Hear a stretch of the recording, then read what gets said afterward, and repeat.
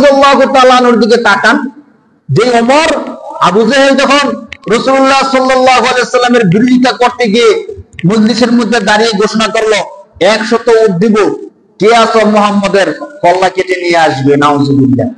অপরাধ কি? কোনো অপরাধ নাই। রাসূলুল্লাহর অপরাধ কি ছিল? কারো সম্পদ নিছেন, কাউকে গালি দিছেন, কাউকে মারছেন, কারো উপরে হাত তুলেছেন? জীবনেও না। তাহলে রাসূলুল্লাহকে হত্যা করতে হবে কেন বিনা অপরাধে?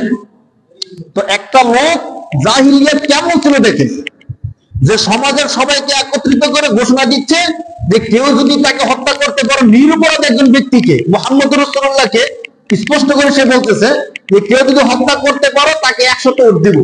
অথচ সমাজের মধ্যে তখন বিবেকবান একটা লোক কি নাই যে বলবে যে তাকে কেন হত্যা করবো?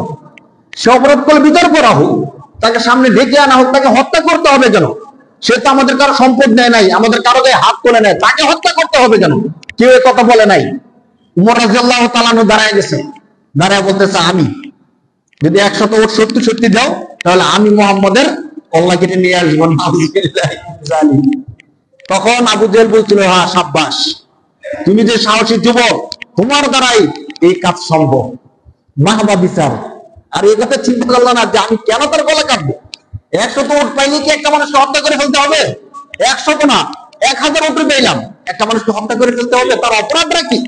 মানে কোন অপরাধে তাকে হত্যা করবো? সে তো ধরেন ইসলাম ধর্মের দাওয়াত দেয়, আমাকে তো কিছু বলে নেই, আমাকে তো জোরও করে নাই যে তুমি ইসলাম ধর্ম মানতেই হবে, শুধু দাওয়াত দিছি, চাইলে মানবো, না চাইলে না মানবো। হত্যা করতে হবে কেন?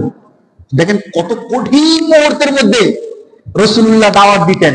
উমর রাদিয়াল্লাহু তাআলা আনহুর ইতিহাস আমরা জানি, এখান থেকে তার ইসলামের সূচনা শুরু হয়ে যায়।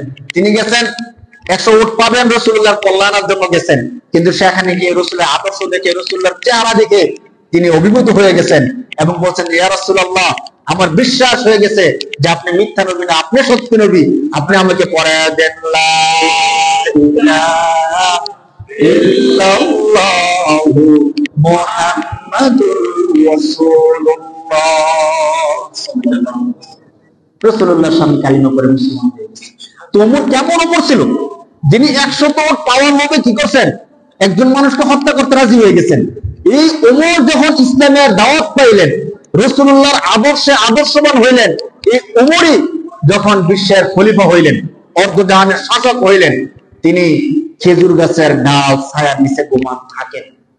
একবার দুর্ভিক্ষ দেখা দিল, ওই দুর্ভিক্ষের মধ্যে তিনি ঘোষণা দিলেন তার সমস্ত গভর্নরদেরকে যে শুধু কোনো মানুষ নয়, এই আমার অধীনে থাকা কোন একটা প্রাণীও যেন না খেয়ে থাকে।